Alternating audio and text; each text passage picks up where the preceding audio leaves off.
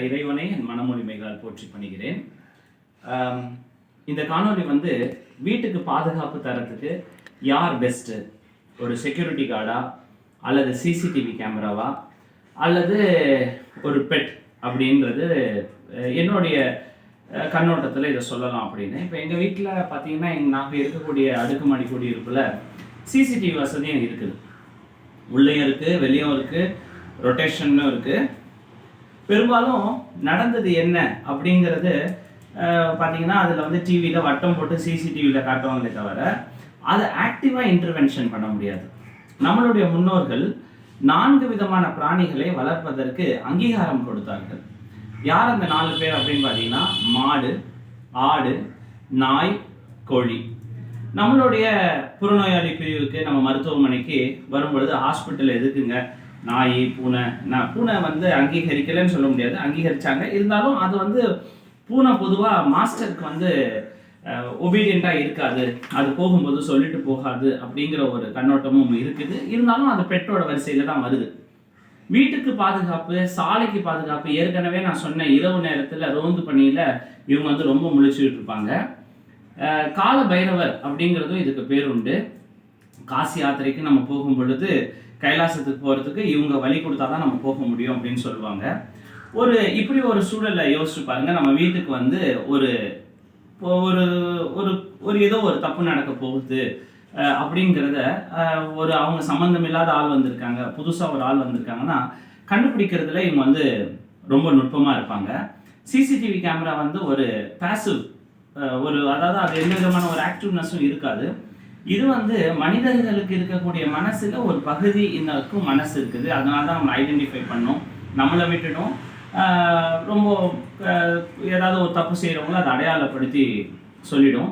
இரவு நேரத்தில் முக்கியமாக கேட் கிட்ட யாராவது நின்னா அது குலைக்கிற சத்தத்தில் யாராவது தப்பு செய்ய வந்தாலும் அலறி அடித்து ஒன்று ஃபைட் ஆகி ஃப்ளைட் ஆகும், இல்லை அவங்க ஓடி போயிடுவாங்க. அந்த மாதிரி ஒரு இருக்கும். ஸோ இது அப்புறம் இப்போ சமீபத்தில் நீங்கள் பார்த்துருப்பீங்க, நிறைய நாய்கள் வெறி பிடிச்சி இது இருக்குது, அதனால் நாய்களே வளர்க்கக்கூடாது அப்படிங்கிறது எப்படி இருக்குன்னா, யாரோ ஒருத்தர் இப்போவும் பார்த்தீங்கன்னா ஒரு பெரிய கல்வி நிறுவனத்தோட ஒரு பெரிய பேராசிரியர் காம செயலில் ஈடுபட்டதாக சொல்கிறாங்க. அந்த மாதிரி இருக்கிறதால பேராசிரியர்கள் இல்லாத ஒரு உலகத்தை நம்ம நிர்ணயிக்க முடியுமா? அல்லது ஒரு கல்லூரி அல்லது ஒரு கல்வி நிறுவனங்கள் இல்லாத உலகத்தை?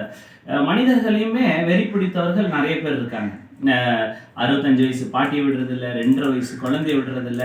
அதற்காக மனித இனத்தையே விரைய அடித்து குடும்ப கட்டுப்பாடு பண்ணிட முடியுங்களா அப்படிங்கிறத யோசிச்சு பாருங்க. முற்றிலுமாக அன்பு, ஃபெய்ட்ஃபுல்க்கு டாக் தான், நன்றிக்கு நாய் தான், பாதுகாப்புக்கு நாய் தான், காடுக்கு நாய் தான். எத்தனையோ ஒரு உண்மை சம்பவங்கள்ல நாய் வளர்த்தவங்க அவங்க இறக்கும் பொழுது அவங்க மனைவி கூட அந்த இயக்கத்தில் 10 வருஷம் கழிச்சு தான் இறப்பாங்களாம். நாய் சில சமயம் உடனே இறந்து போகுன்ற பல உண்மை சம்பவங்கள் உலகம் ஃபுல்லாகவே அரங்கேறி இருக்கு. அதோட மாஸ்டர் இறக்கும் பொழுது அது அதுக்கு அழ தெரியாதுன்னு இல்லை, அதோட மொழி வேற. இப்போ எனக்கு தெரிஞ்ச இவங்களோட பழகும் போது ஒரு சில மொழிகள் இருக்கு. என்னை கூப்பிட்றதுக்கு ஒரு மொழி இருக்கு. அதோடைய பெட், இது பேர் சூசை, இது பேர் லூசி. இதுங்கிறது அக்ரிணைக்கு உரியது. நம்ம சின்ன குழந்தைகளுக்கும் அது இதுதான் சொல்லுவோம், ஏன்னா அவங்க மனசு முழுமையாக வளராதது ஒரு காரணத்துக்காக. ஸோ முடிவு என்ன, ஒரு வீட்டுக்கு சிசிடிவி முக்கியமா, இல்லை இந்த மாதிரி வீட்டுக்கு ஒரு நாய் வளர்த்தால் நம்ம இந்த சமூக குற்றங்கள் நடப்பதை முற்றிலுமாக நீக்கலாம். முக்கியமாக இந்த மாதிரி பாலியல் வன்கொடுமைகள், கொலை, அந்த கொள்ளை சம்பவங்கள் போன்ற ஒரு தீய செயல்கள் நம்ம விடுவிக்கலாம். ஸோ இந்த மாதிரி பெட் வளர்க்குறது ஒரு நல்ல தீர்வாக இருக்கும். அதுக்கு தேவையான ஆவணங்கள், அது பெட்டுக்கு என்னென்ன செய்யணுமோ, அதுக்கு சர்டிஃபிகேட் வாங்கணும், வேக்சினேட் பண்ணணும், என்னென்ன சொல்கிறாங்களோ அதெல்லாம் கடைபிடிக்கலாம், தப்பு கிடையாது. ஆனால் பெட்டே கூடாது அப்படிங்கிறத கண்டிப்பாக ஏற்க முடியாது.